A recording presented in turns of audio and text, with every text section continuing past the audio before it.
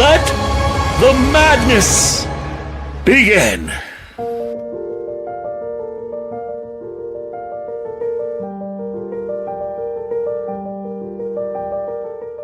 Welcome back to This Week in Indies. As we take a small break, time off for good, or at least what we like to say is consistent behavior, we wanted to reflect on what we've accomplished so far this year with the show. So today is just Joe and Sean, and what we aim to do with the future of This Week in Indies. We also have the one and only CNL Cannon giving us indie books we might enjoy if we're fans of The Restaurant at the End of the Universe by Douglas Adams. So set your favors to nostalgic stun and get ready for the season finale of This Week in Indies with SM Hillman and Joe Compton.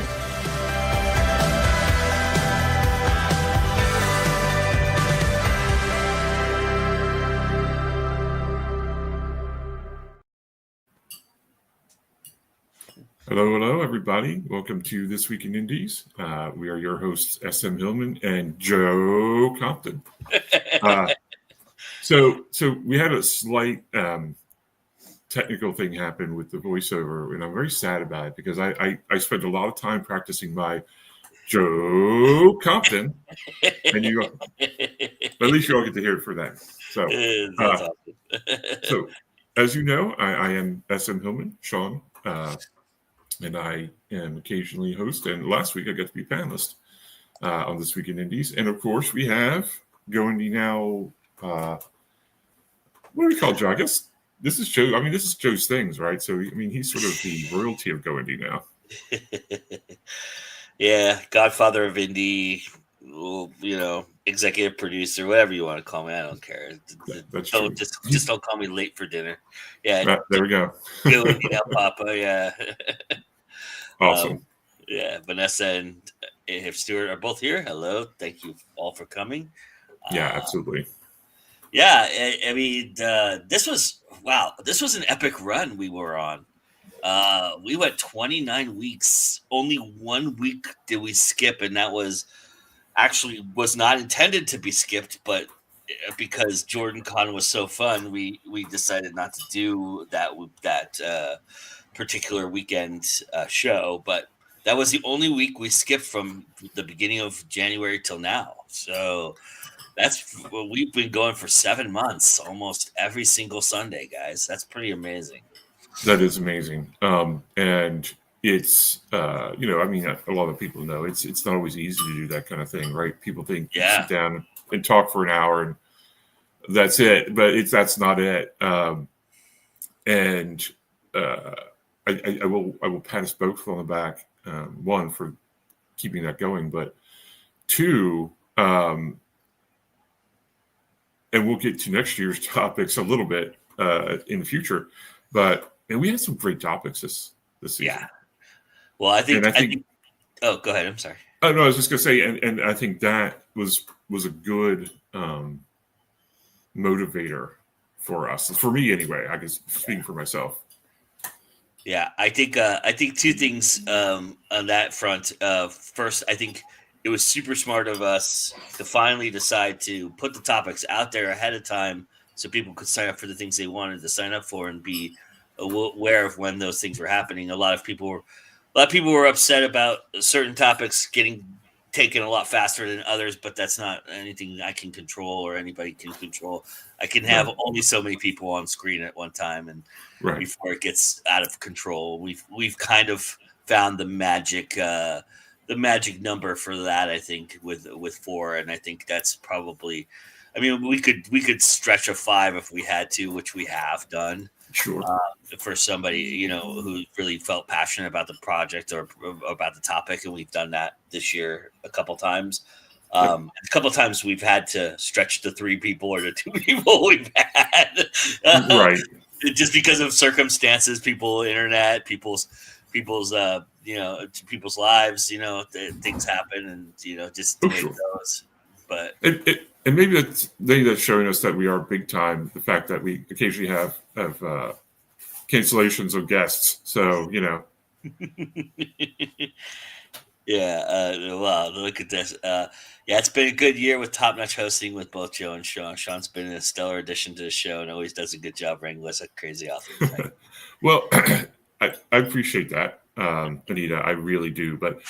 But honestly, speaking, for the panelists, and you were panelists on a regular basis, and do other things here at Goni now, you're fantastic, and that makes my job so much easier.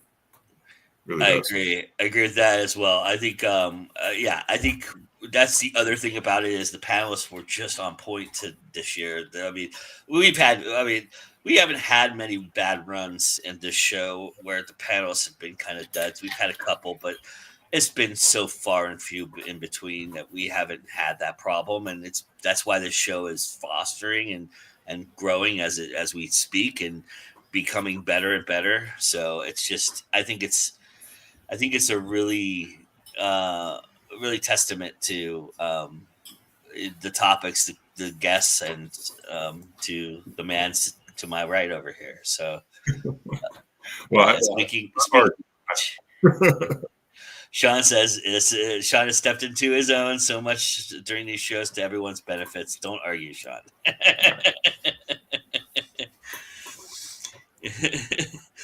So now he's just going to be quiet. Yeah, right. So I won't argue that. All right, I appreciate that very much. I do.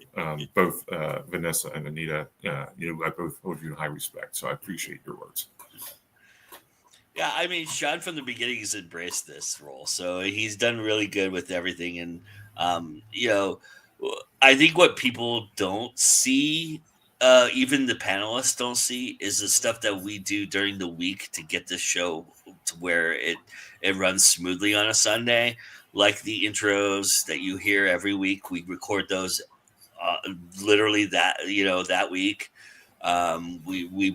We write our own intros for the most part, both of us, and and then wrangling the guests, and then making sure that everybody's settled and has everything that they want ready to go. And then the epilogue, which we'll talk about here in a little bit, was another thing that we had to get prepared and figure out and do. And Sean and I had constant conversations throughout the weeks, every week, probably 3 or 4 times a week about the epilogue and what we were going to do and how we were going to do it. Yeah, for sure. I can't argue. I'm not going to say anything. But yeah, I mean, so we do it out of love, and I think it's fair to say that both of us really love doing this, and it's really fun. So we're really happy that you all are along for the ride. For those of you who are here, so yeah, agreed, absolutely. For those who are watching, and we've seen some really great viewing numbers for this season. Absolutely, 100%. And obviously those who support us who are also Go Indie Now contributors. That's always wonderful to see. And I think too, I think back for those who are watching who may not know, I began as an occasional panelist on here. Mm-hmm. And I've always felt like, I technically only have one. Well, I mean, I've got some stories published here and there, but technically only one book published, and that kind of thing. But it was a lot of fun. It's always been a lot of fun for me. But moving into the host role, which I think was, I don't know, Joe, you tell me, what was that? Just I needed somebody, or that was what? No, I think you asked if you could do it. Okay, yeah. You said, "Do you mind if I host a couple of these episodes?" And I said, "Of course not. If you're going to volunteer to do something with me, as the people in the chat know, I'm going to put you to the test. I'm going to say, yeah, do it. I'm all for people who want to be here and do things here. I think that's what this is all about. So, and then as we went through it and started this season off, we talked about it, and you wanted to do more, and I said, well, let's divvy it up and make it happen. So it's been a very good partnership. Yeah. it's a great partnership, and I look forward to it continuing. So, yeah, I mean, we'll get into it a little bit later, but wait till you see what we've got brewing for next season. It's going to be amazing. So, you know, so I'm curious, Sean, what were your favorite moments? What are some things that stood out for you this season? What shows, was there a certain show you hosted that you were very proud of, or that you really enjoyed, or you thought was a lot of fun? Was there just a moment that you reaches out to you? What do you feel like this season gave you? Well, as a panelist, last week was really good. Mm-hmm. And I think the interesting thing was that even though, all the episodes I think were good, were good discussions, it felt like as the season went on, we were hitting our stride, right? Whether it's the topics, whether it was our comfort level. In particular for me, and I was just actually looking over these, in particular for me, it was the challenges, disabled and other abled authors. I really felt like that was a great Sunday. Hi, Tiffany. I agree. That was probably my favorite show. I was in the airport listening to that, and I was tearing up. I was smiling. There was so many emotions that ran through that show. I was so appreciative of everybody who was on there, who shared so passionately about what they were going through and who they are. I felt like that was just an amazing show. It's the kind of thing it was. Yeah. I'm sorry, I cut you off. That's okay. No, yeah. Please. No, I was going to say, I 100% agree. It was very raw in a lot of ways. People talking about their struggles physically and mentally and emotionally. And I hope that folks who watched it either live or on Memorex look at that and feel bolstered, right? If they have any inclination to put their passion into another gear, right? To take it to another level, to do the thing we're doing, or they're having some struggles, that they can watch that and realize they're not alone, and that they can keep going, and there's plenty of people to support them out there. So, yeah, I'm looking for the date on that show. Give me a minute. I'm trying to find the date of that show. That was June 1st, I think. Was it June 1st? That was on June 1st. Yeah, you're right. June 1st. Yep. So if you go to the, by the way, everything we're talking about here, everybody who's watching this and watching this after the fact, we have a This Week in Indies playlist that you always are welcome to indulge on all the shows. And that show is definitely in there. Just look for it, June 1st. Challenges that disabled authors face was the title. So, another one that stood out for me and this stands out because it can. So for this one, so I'm going to pre-praise our panelists for that one. They were great. It was March 30th episode, Writing War Stories. Right, that kind of discussion can often go in ways that make people uncomfortable. Yeah. That can make an hour stretches into two, or feels like it stretches into 2 hours. Our guests were fantastic for that. The panelists were fantastic. And as someone who writes military sci-fi, who wants to write more in the future, that really, I really enjoyed that one quite a bit. And I think it was very useful too, right? I think that for someone who, because, for people, I'll get on my soapbox, but story time with Uncle Sean. So there's a lot of, I consider sort of libertarian thought in military sci-fi, right? Mm-hmm. From the militaristic to the that it can be very political, to it's sort of, it can be tone deaf at times. I wish Ben was here to help. Ben Shankman was here to talk about it too. And that really worked out well. They were the right panelists at the right time for the right topic, for folks who want to write um, military science fiction. Well, any war story, right? It can be fantasy, it can be anything. Who can be encouraged that you don't have to be a certain kind of person with a certain kind of political view to write effective and challenging war stories. Hell, you had a panelist that was literally what 3 hours from an actual war happening in Jan Kovic, who Yes. coaching, who lives in the Czech Republic.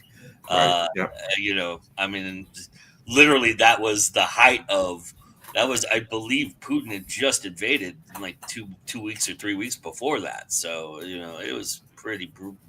It was going on. That was Yes. going on hardcore Yeah. where he lived. So. Yeah. There've been an upsurge in I think a renewed Russian offensive, Mhm. um, and so yes, absolutely right. That and having someone there who we're blessed to have someone. Not that I wish war. And John is just amazing. So yeah, Yes, he is amazing. Yeah, yeah. yeah, no, Um, yeah. I think let me. Um,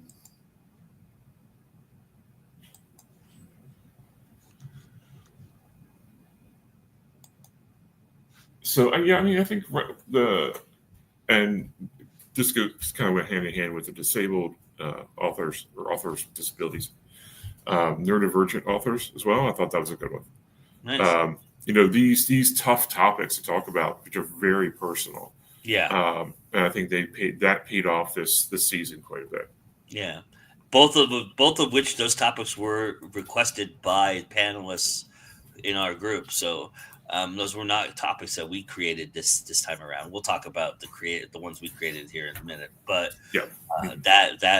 those were both suggested topics. So the fact that everybody's wanting to talk about these things too is very important, and I love Yes. that because that's Yeah. the kind of thing we want to do here. I mean, this is essentially our version of Meet the Press in a lot of respects. That's what this show was kind of designed to be like, and so Right. to talk about topics that are relevant to authors right now is very important to our society and what we do. And so I think that's awesome that we have that opportunity to do that. So Right.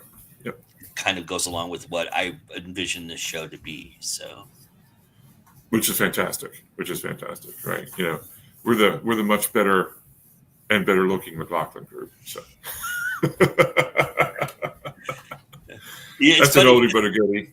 Yeah, it's fun. It's funny because right the week before your uh, um, um, disabled show was the urban fantasy panel, and that was probably one of my favorite that I hosted this week. I thought that was really good. We went in a different direction than I anticipated, which is great. Again, that's something that I hope happens in these shows as well. And I think that really livened up the conversation because we've had so many conversations about genres and especially urban fantasy. Urban fantasy comes up in almost anything we talk about anyway. So Right. so to go and to concentrate on it, I thought that was really interesting the way it turned and that was a really great panel. We had a really great panel. We had Brian on that panel. I think JD was on that panel if I'm not mistaken. But yeah, it was a really that was one of my favorite. Juliet was on that panel. So yeah, that was a really good one, the urban fantasy one. That was on March 9th. Oh, Bob was on that panel too. Yeah, it was Bob Yeah. and Brian. Yeah, that was a good panel. I enjoyed that panel a lot. That was one of my favorites to host this year. You know, we went and did something interesting, and this is all Sean's to Sean's credit because I wasn't sure it was going to work. So, but this is Sean's idea, and I think it worked pretty well. We did two or three of them this year, but it was kind of we did this thing called building, and we either built a villain, we built an alien. I think that's all. Maybe we just did the two this season, I but think so. Yeah. I thought that was an interesting, different take on it and a different way to do that. And I think that was, and we each got to host one, which I thought was pretty cool. So, Right. yeah, I enjoyed those. wasn't sure if those were going to work or not, but people seem to gravitate to those, so that was pretty cool. Yeah, I think that it gets into, and it's just speaking for myself, I think it gets into uh, the craft a little bit, right? And I think that writers and creatives in general, we do like to talk about our craft a lot. I know I do. So getting into the craft and getting some of the juice behind, obviously we always want a wider audience, but I'd love more readers to watch those. Obviously the really important ones, but those is the build of whatever as well, because it gives you readers and other writers a kind of a peek behind the curtain, right, into how authors and writers and creatives get these characters. It kind of you on the page. We're kind of in the sausage factory a little bit, right? Yeah. Yes, right. Yeah, on the front lines, kind of building from the very beginning of the piece of what we're doing. Especially thought that of the alien panel I hosted. I thought we really we kind of broke down the characteristics of the alien, and then the emotional aspect, and then the physical aspects, and everything like that. I thought that was a really it was cool to do that. I think that was interesting because you don't get to dissect that stuff very often. And we do it constantly at cons. Right. We'll sit there and talk about the process and breaking it down to the nth degree until we're exhausted, right? So yes. Yeah. So that's cool that we were able to bring that for an hour and a half to this show. So that's great. I wanted to mention to the audience real quick, to the chat. You all were part of this show as much as anything. Everybody who I see in the chat, and Vanessa's jumped ahead already. But I was going to say, for anybody who was in the chat, because you all were on these panels, I'd love to know what panel you guys helped.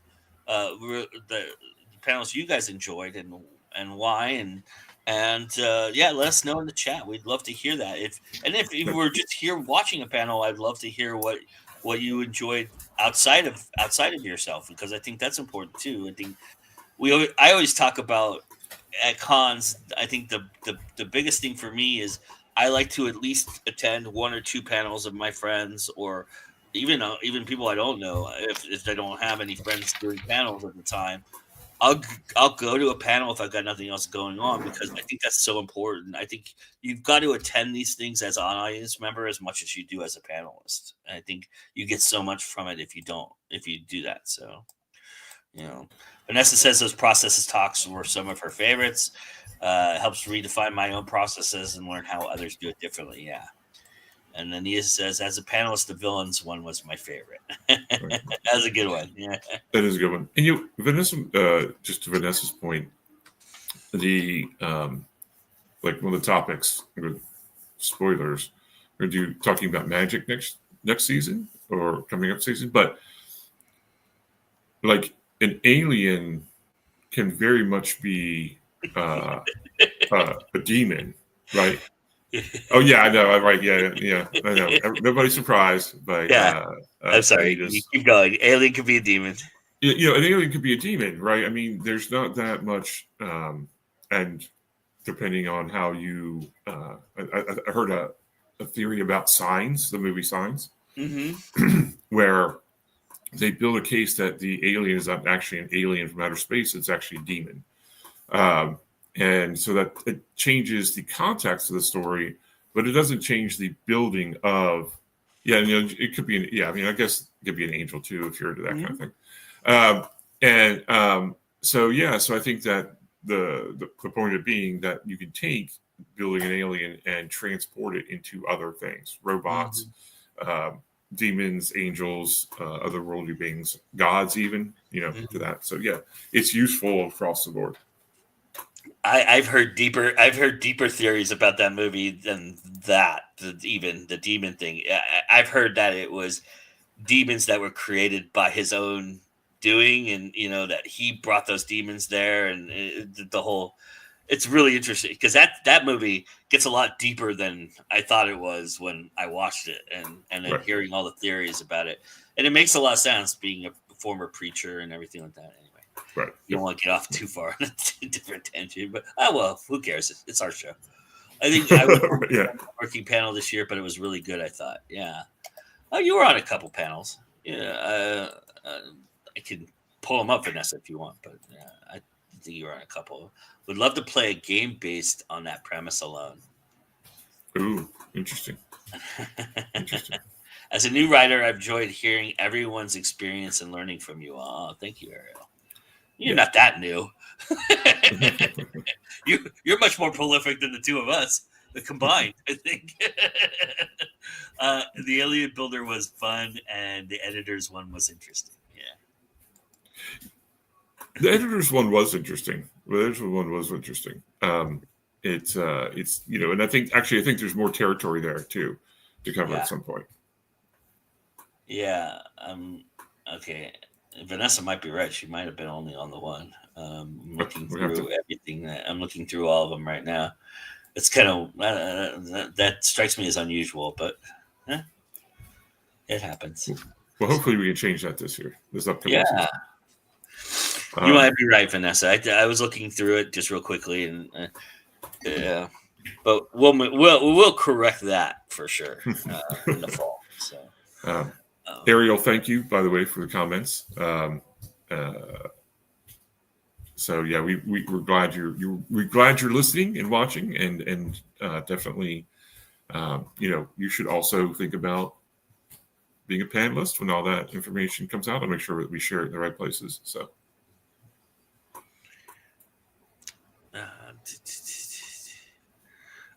I thought it was Ariel Dawn.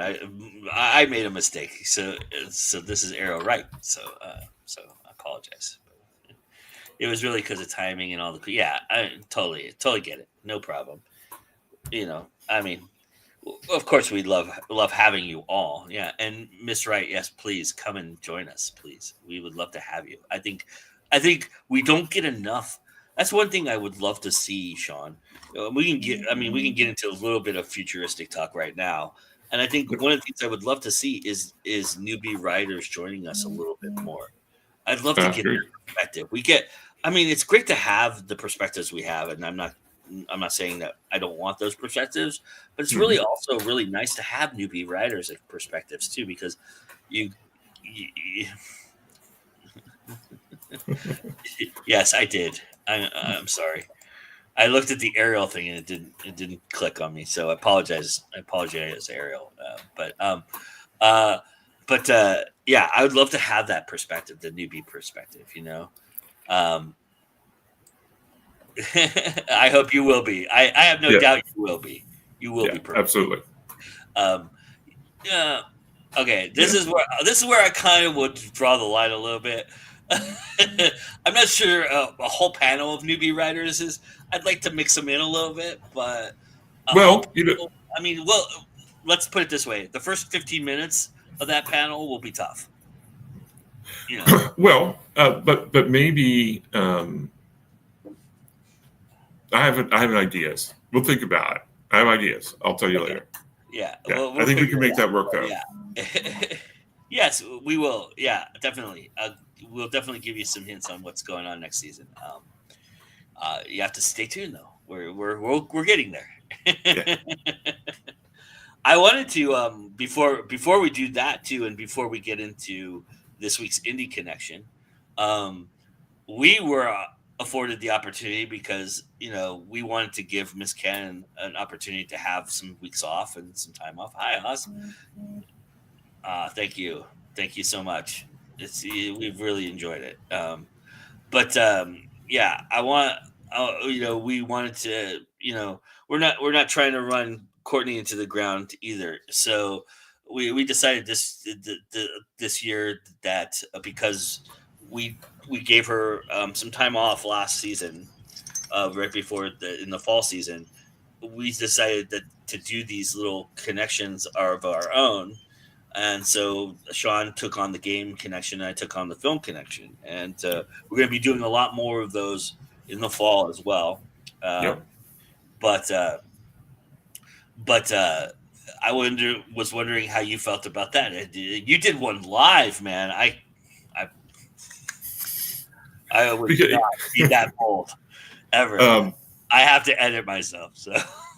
Yes, no, I get it, and that's again part of the process of me being better at the production side of this, and kind of learning those skills, right? But yeah, that worked out okay. But it was good. it was You did good. well. But overall, I really enjoyed making that content. I enjoyed watching your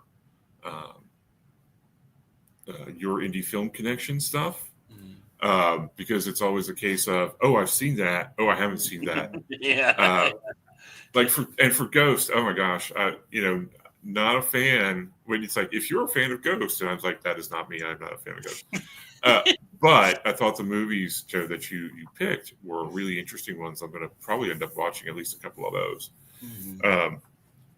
But I think it went well. I think it's, and either we could talk about Courtney now or after the indie connection. But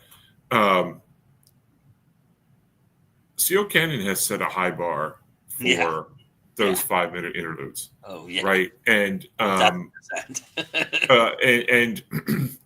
I'm nowhere near that yet. And really, though, it's the amount of work that Courtney puts into them is incredible. Yeah. Right. That was an additional amount of work that you and I had to put in for that week, and and it's I have very, very mad respect. I've always had mad respect for her and what she did, but I have super mad respect for her. I was so nervous. The first one I did, she was a panelist on the show, so I was like, if she hates this, I'm really gonna be in trouble. But she said I did really good, so I don't know if she was being nice or whatever, but No, I thought you've done good.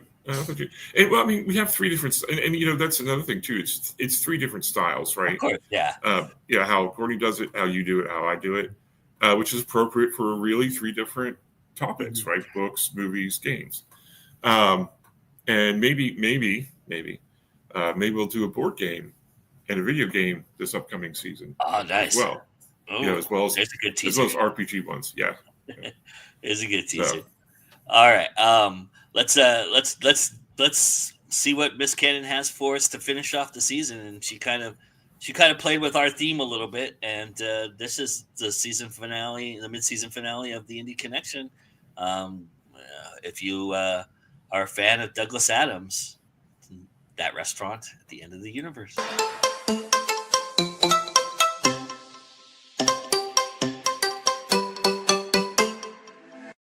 Hey guys, C.O. Cannon here from Fiction Atlas Press, bringing you another Indie Connection. And today I'd like to tell you about some indie books that you might enjoy if you're a fan of the one and only Douglas Adams' The Restaurant at the End of the Universe. The first book I have for you is called The Final Season by Andrew Gilsmith.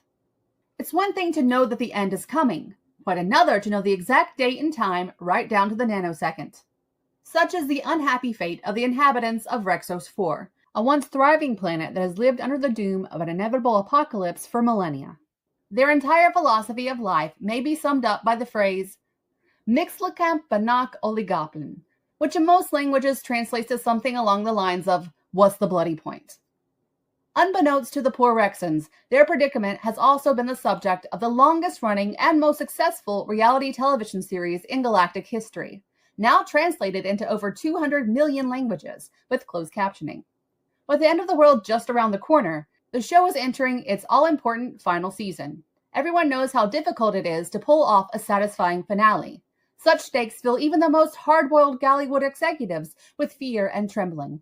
Join Gumpelos to Flixmop, L.V. Renfro, Rufus Camford, and a cast of colorful characters as they battle the notorious showrunner and subverter of expectations, Betty Niesquaff, all while tackling the big questions of life's meaning and the purpose with wit, warmth, and dare I say, optimism? The second book I have for you is called Galaxy Waffles by Nikolai Weiskell. Killer ingredients, Entitled customers and explosions are part of the job description for Jolene, Boris, and Murphy as they navigate untamed space in their diner ship. Life is lean, but they made it work until 2 dissatisfied customers blew a hole in their hull, stealing the galaxy's most psychedelic sushi. Before they can clean up the mess, Arabella, a nightmare from Jolene's past, serves up an astronomical repair bill and a write-up that threatens to destroy Jolene and her family. Will they meet their profit quota? What shady deals will they make? Can they dodge ravenous ship-eating predators? Or will their family be torn apart forever? The third book I have for you is called Of Monsters and Mainframes by Barbara Truelove. Spaceships aren't programmed to seek revenge, but for Dracula, Demeter will make an exception. Demeter just wants to do her job, shuttling humans between Earth and Alpha Centauri. Unfortunately, her passengers keep dying, and not from equipment failures, as her AI medical system steward would have her believe. These are paranormal murders, and they begun when one nasty, ancient vampire decided to board Demeter and kill all her humans. To keep from getting decommissioned, Demeter must join forces with her own team of monsters: a werewolf, an engineer built from the dead, a pharaoh with otherworldly powers, a vampire with a grudge, a fleet of cheerful spider drones. Together, this motley crew will face down the ultimate evil, Dracula. The fourth book I have for you is called The Time Diaries by Scott Lee Evans. The Time Diary is a sci-fi comedy that chucks a group of unremarkable British losers into an extraordinarily stupid mess: time travel. When one profoundly bad idea gives 2 housemates the ability to bugger with the past and future, their once boring, unfulfilling, yet simple lives spiral into a series of reality-breaking, morally questionable bollocks, each more ridiculous than the last. As timelines tangle, paradoxes pile up, and the fate of the universe hangs by the thread of a very doggy, yes doggy, decision, our heroes are forced to confront the ultimate question: are they actually good people? Or have they just never had the opportunity to be complete bar stewards? And the last book I have for you is called Mobius Strip by Callie Jones. A college freshman, an interdimensional coffee shop, a siren who can't control his powers. What could go wrong? When aspiring journalist Addie Lancet finds a portal in the basement of her dorm, she claims the coffee spot beyond as her new study spot. Added bonus, she can blog about the wacky characters and otherworldly hijinks to build her reporting portfolio. Did she account for giant rock people, a barista who can't lie, or a customer perpetually stuck at his table? Perhaps not. But the allure of eclectic new friends and the chance to learn about worlds beyond her wildest dreams keeps her coming back. That little siren song incident with the shop's newest employee might have something to do with it as well. Can Addie make sense of this new stage in her life by embracing the interdimensional unknown and avoiding rapid pumpkin spice hunters? Okay, that's all for me this season. I'll see you next time. Bye.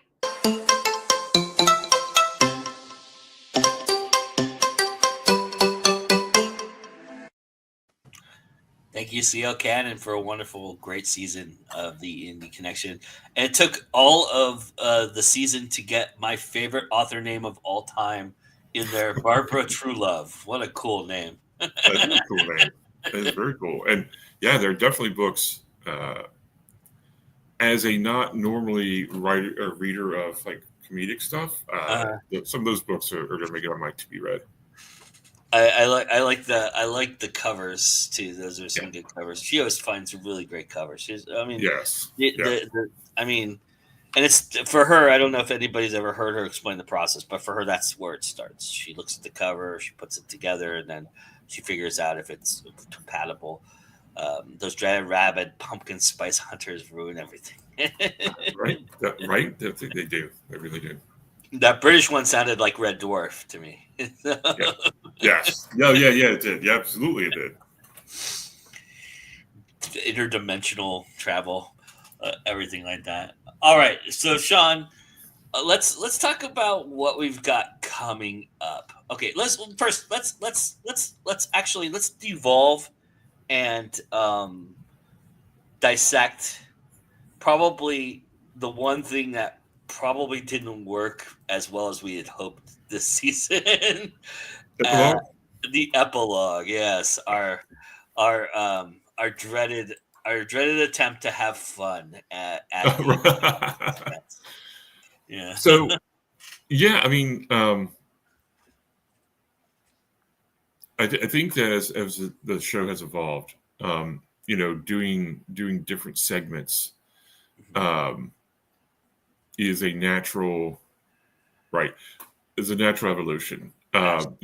Things, Joe Meet the Press, and for me, it's always been a kind of, I was a big fan of This Week in Baseball. So we do This Week in Indies. I'm like, oh, we should have Twib notes and things like that. And if you were at all familiar with the show, and many of you may not be, it was a fun half-hour talk about baseball when baseball was still the national pastime. Yeah. For good or ill. Yeah. Mel and his wonderness. Yes, absolutely. It was just a fantastic show. Mm-hmm. So, Epilogue felt like a way to sort of, even if we didn't have a heavy topic that week, it felt like a good way to sort of give the panelists 5 minutes or 6 minutes of fun, help us determine who gets to say, it's always time to go indie now. Just a lot of little things. And it was hit or miss, right? Some of them were fantastic. Like the first Epilogue, I think, was great. And that was last season. And some of them were not great. And I think for me, doing the epilogues that I did, because Joe and I would come up with different kinds of epilogues, which I think was good. It's the assumption that the panelists are all familiar with certain things. Yeah. Right. And it's not a great assumption to make, right? I would cast my net wide, but a lot of people don't read science fiction, and that's not a negative. I'm even though I joke about it, I don't actually I don't actually lower my opinion of people who don't read sci-fi. I get it. A lot of people don't enjoy it. So it's like, okay, so it's every week you would see epilogue sort of change a little bit and have evolve a little bit and things like that. Joe, what were your thoughts about it? Yeah, I agree with all of that. I think, I think the game, whatever game we came up with, that first 1 or 2 weeks worked really well. And then when it stumbles when, like you said, somebody doesn't know what it is, right? Or they just, there was some times when people didn't want to really engage. they were like kind of like playing it half-ass, kind of, and that hurt too. AF Stewart says the 20 question style was a hit or miss because I think of readers' taste. We quickly realized that one was a lot tougher. But I mean, I think for me, I can't speak for Sean, but I have a feeling I am speaking for Sean. That was my favorite because we stumped the shit out of you guys a lot of times, and that was fun. But otherwise, it's just we're looking for that magical parlor trick that hasn't existed yet, and even when we found it, we kind of ran it into the ground, and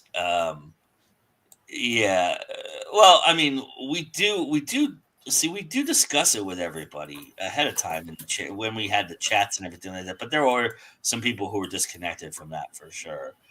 Yeah. Well, I appreciate that, Jessica. Thank you. Yes, for sure. But I did enjoy the 3 authors one where we had a smash cast. Yeah, that one was the one I think we rode for a good while. Yeah, that was pretty good. Again, there was a lot of times when people go, I don't know who that author is or that character is, right? And so that was tough. So and maybe that's what we have to do. We have to cater to what the topic is a little bit, maybe, and figure that out. Well, Sean and I are going to discuss it quite a bit for the next month and probably figure it out. I don't think it's going to go away. I think it's a good way to decompress. And I think we all need that. And it's also a good way to get everybody into the end of the show and kind of get people to realize, let's pump the brakes a little bit and get ready to slow down, right? And just be ready to leave, ready to get out of here because we have gone long. I especially am very guilty of this. I go very long on these things because I can. It's my fucking channel. Deal with it. That's right. That's right. But the conversation has been so great. I let it continue, and usually it's somebody finishing their thought or something like that. So, Vanessa says, I think the games are fun at the end, and I join them. I think it can be improved by more specific. Yeah, I think that's the consensus that Sean and I came up with as well. Is that based on the panel, it is because we had some really heavy topics this year, and we didn't do the epilogue during those heavy topics because the topic was so heavy, right? And so, although I do think that it helped. I believe you did one for the disabled one, and that one was really good because I think it really helped people kind of get out of the deepness of that conversation. So right, yep. So yeah, we're going to assess it. We're going to figure it out. I don't know if we're going to rotate games or we're going to just play one game for a while or whatever, but we'll figure it out. And I think it's here to stay. So.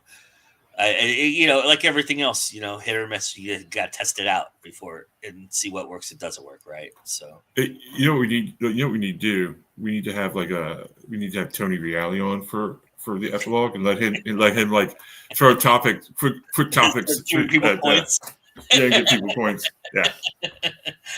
Yeah. I think there's something to be said for all those things too. But we'll figure it out. I think it's going to be fun. If nothing else, we'll just let Mr. King decide for us. So. That's right. We'll let Mr. King decide. Ariel, that's a really good idea, Ariel. That we will put that on our note board. Yes. Yeah. I mean, here's the thing about that, Ariel. Some authors aren't willing to share as much as others. So we had talked about doing something like that. And then we kind of went through it. Sean and I think we kind of mock played something. If I'm remembering correctly, I think we did this at JordanCon a couple of years ago. You and I, yeah. we were mock playing a couple of these games, and we did something where we were going to do like the author thing and let the author kind of lead. And what it turned out, what we kind of discovered is that a lot of times when authors get uncomfortable, they'll just turn to their selling voice and their selling points and just go, well, you can read about it in my book, and right. And then it becomes a commercial for their book kind of thing, right. which is fine. That's what they're here for, But no, Ariel, you are absolutely correct. People do like to talk on themselves. I think there's a sweet spot we could find for that. I don't think it's a bad idea at all. Yeah. Well, we get when we get some extra, we'll get some introverts in here. Maybe we do something different or something, because a lot of times it's. And I'm not crapping on introverts. I mean, this is who they are. But it's just people get nervous and people don't want to give away, personal stuff, which I totally understand. So, well, I do think that with certain, like especially with our authors who are or our panelists who've been here a while,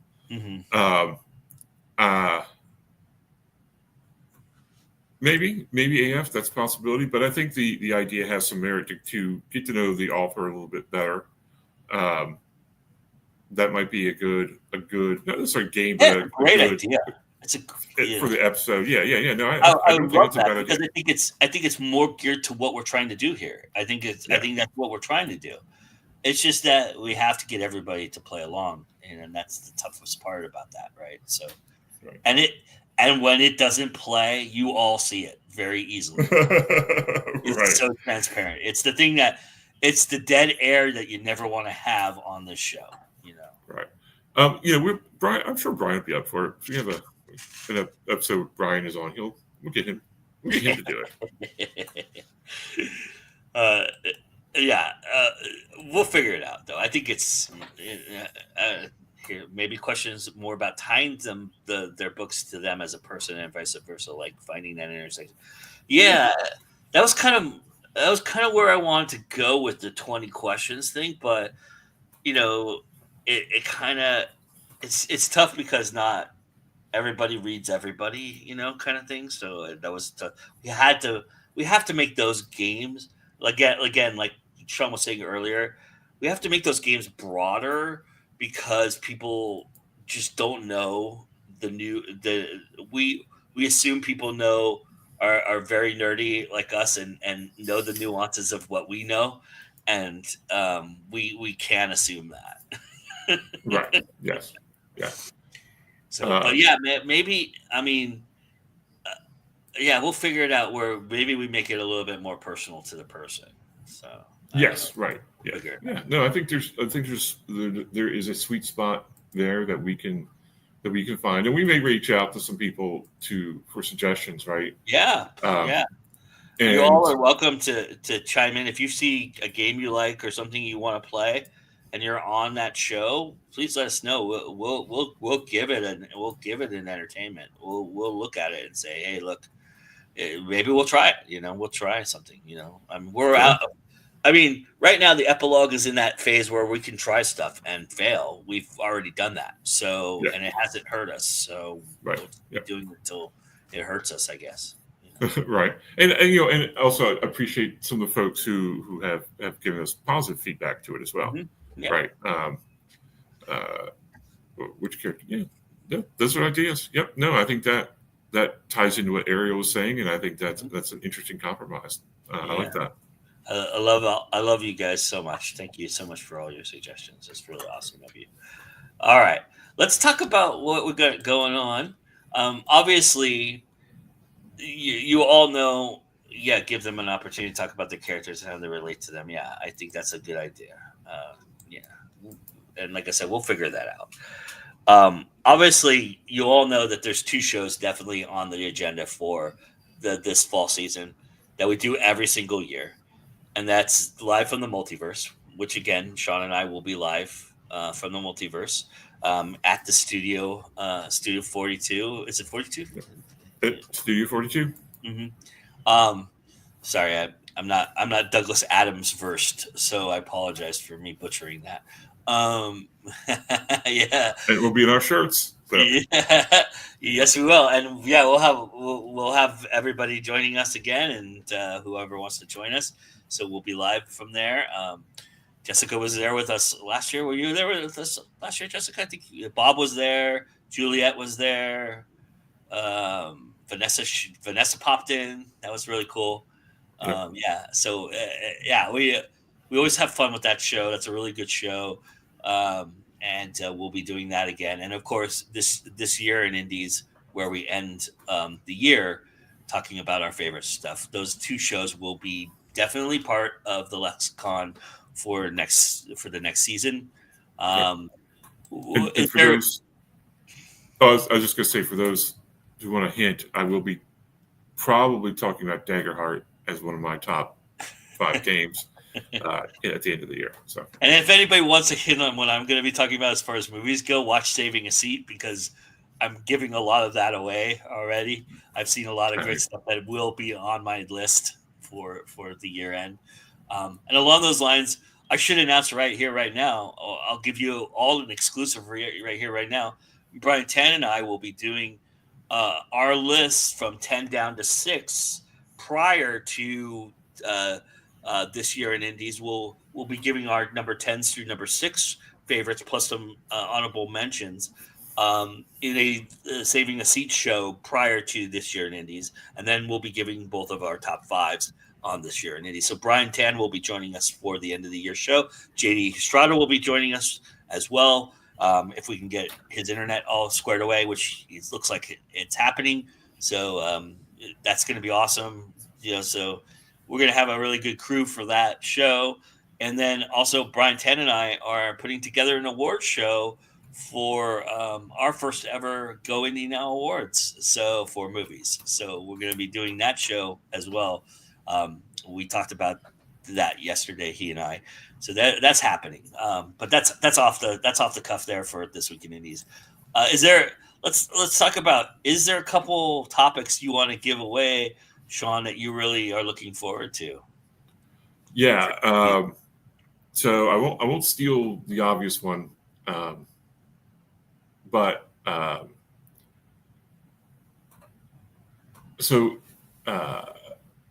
this one, I think, from the pros, and it's one of your ideas, Joe. How to vet industry professionals that is going to be an important show.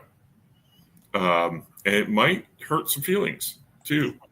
But I think that was really actually important. Courtney's suggestion. So yeah. Oh, it's Courtney's. Okay, so sorry, Courtney. Yeah, so I think that's a really great. I think that's a really great idea. Yeah. I think why do you write is another one. That was Miss Spinks's suggestion. Okay, great. Aziza, that's going to be fantastic. Yeah, why do you write? I think that is hugely relevant to our audience. And it's not just like creatively. It's what is the motivator? The compulsion. Is it for therapy? Is it for money? Why does it impact you, and why? Right. I mean, I write for the because everyone knows how sexy writers are, so that's why I do it. You write for the thrill of victory. Yeah, I do.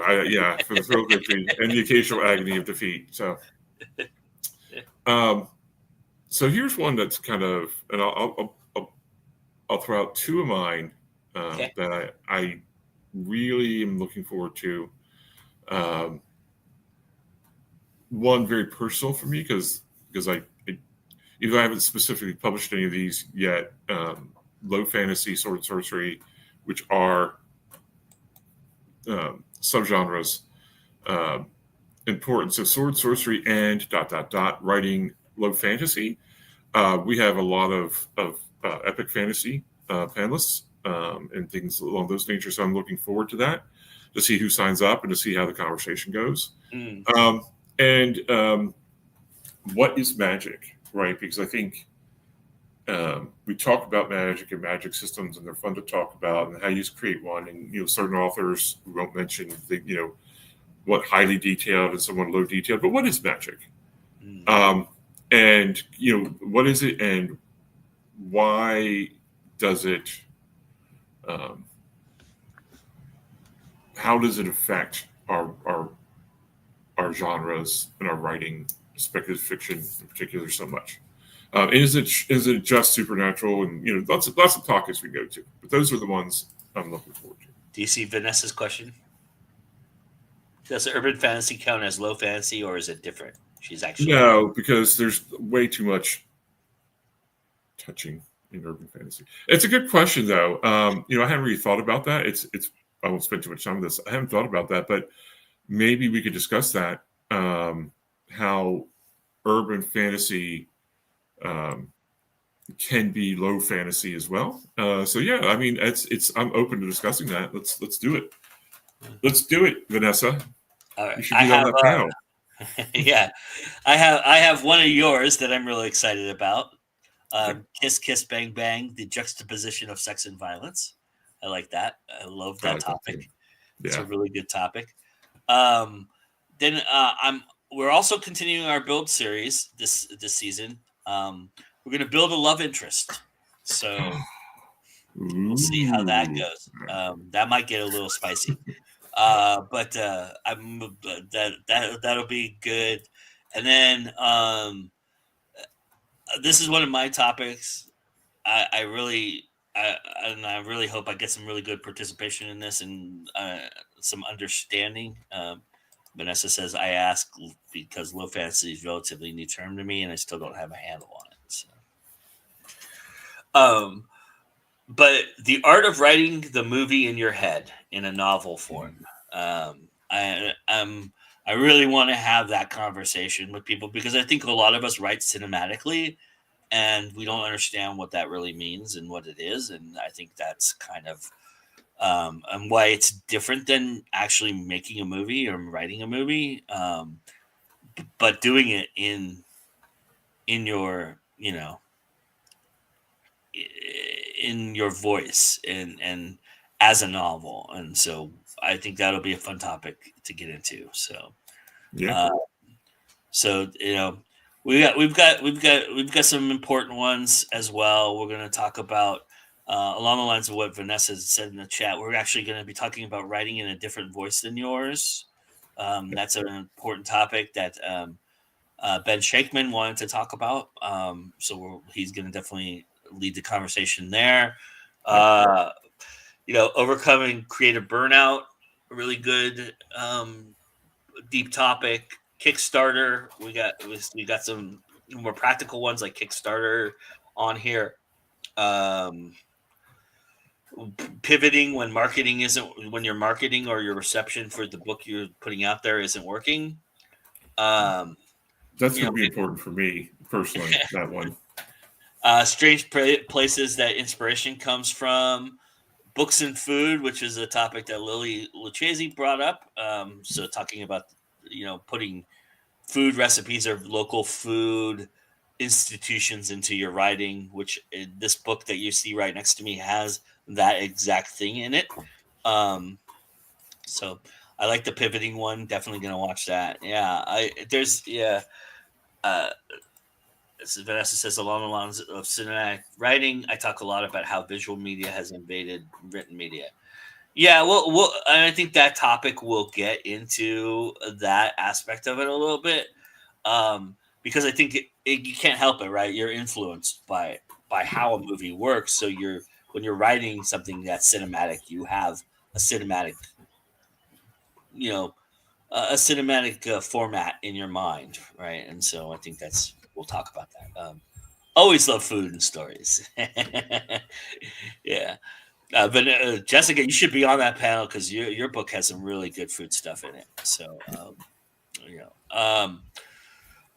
anyway, but yeah, those are some of the gifts that keep on giving for what you guys gave us, and we've got 31 topics that we've come up with, that we're going to be slotting who does what, and right after this, and then look for that sign up sheet probably sometime next week, and you'll be able to sign up and well, maybe not next week, but in the very near future, the sign up will be there, available for you all, and you'll be able to join us on those panels, and you'll get to see the whole list. We're not going to go through all 31 of them, but and so it gives you a taste of what we have. So. We open up on the 7th of September. Is that right?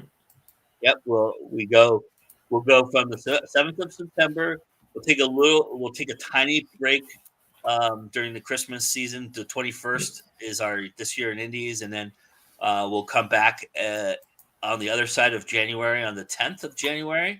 So we'll have a 3-week break there, or 2-week break there, and then we'll go from January all the way to the end of April for the rest of the season, and then we'll probably take a couple week break in between that, and then come back with our summer and I couldn't do both. I couldn't do all of that, and Right. I'm super glad that I worked out the break ahead of time to be August, and because usually I'm very busy during that time period, more so than usual, and anyway, I need a mental break from all this. Yeah, for sure. But maybe I can go ahead and I'll just host a one-off show like why you shouldn't go to DragonCon. No. If you pop on Sunday and you go live, that's up to you. I'm not gonna stop you. But I also want to mention too a couple things, a couple behind the scenes kind of important things for those of you who are going to be panelists, kind of things.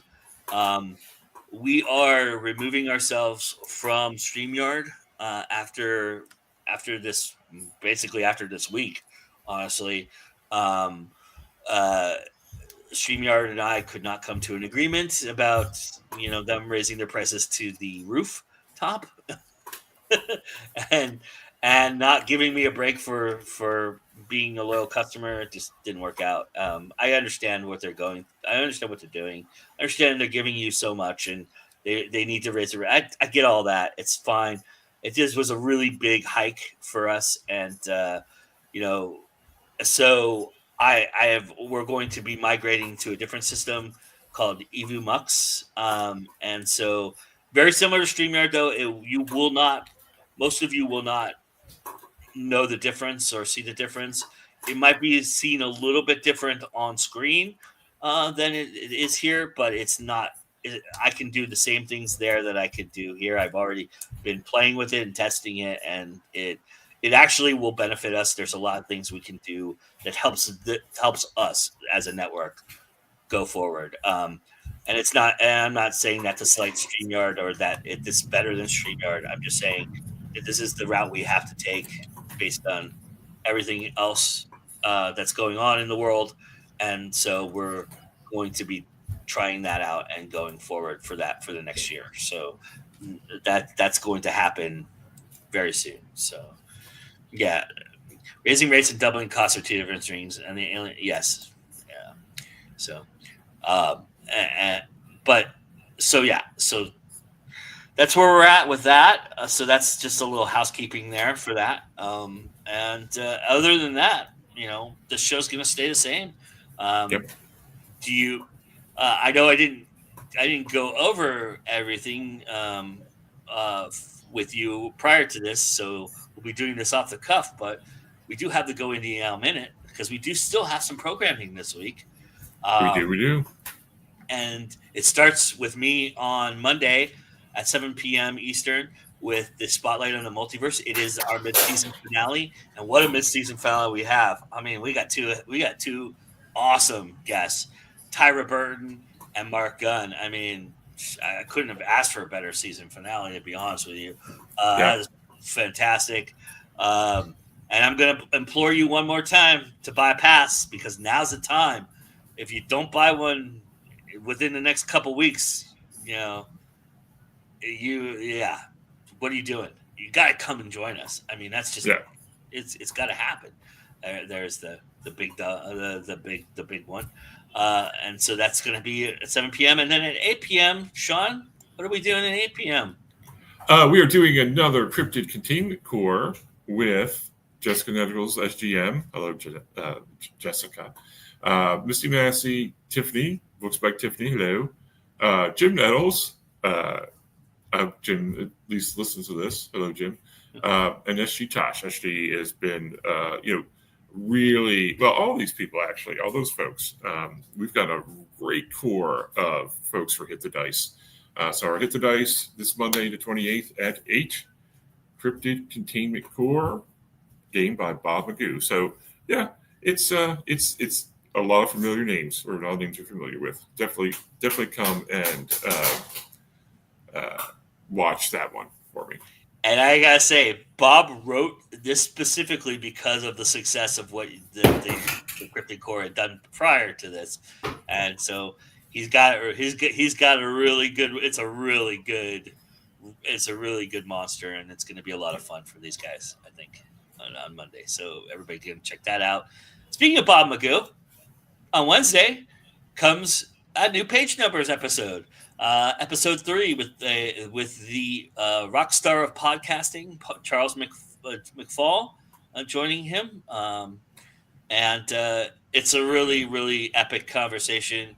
If you've ever wanted to get into podcasting, or even they talk about the benefits to authors about podcasting and things like that, and how to get involved with other aspects of it and what it does for you revenue streaming wise.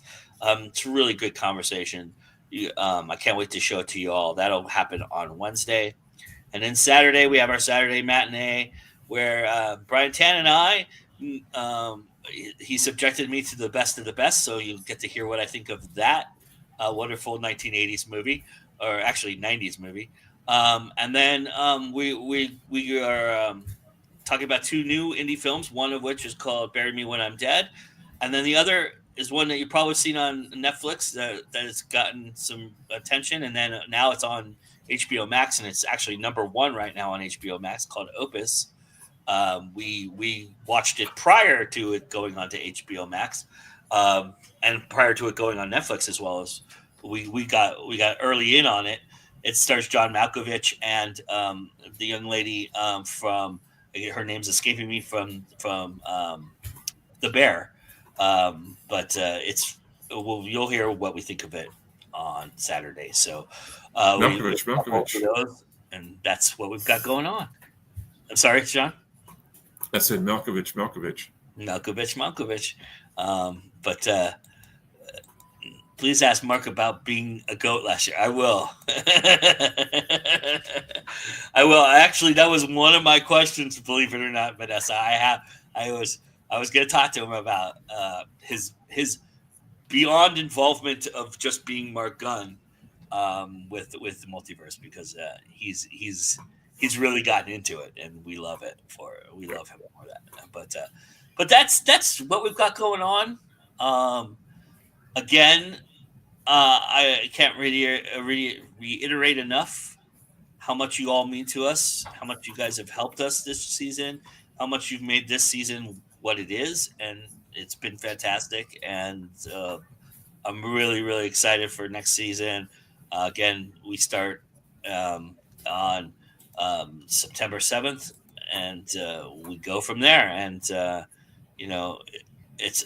it's been an awesome ride for this last few weeks, and thank you to my partner in crime next to me, who I think has done an awesome job. I couldn't have asked for a better co-host, and thank you, Sean, for everything you've done for me and network in this show. I'm very happy to do it. Thank you for having me on. Thanks for all the folks who put up with my production gaffes, which are almost kind of a segment unto themselves some weeks. But it's an absolute blast to do this show, and an absolute honor to do it. And I hope we're going to be doing it for a long time to come. Awesome. So you want to tell everybody where they can find you, sir, beyond here? Yep. So I'm undergoing some changes with my website, but you can still find me on thewickedboys.com. You can find me on Facebook. I'm the moderator. That's the executive officer, Vanessa's captain of the ship for the writing troop on Facebook. If you're not a member, you can be. I highly recommend it. And you can find me very soon. We're having another Zero Means You're Dead.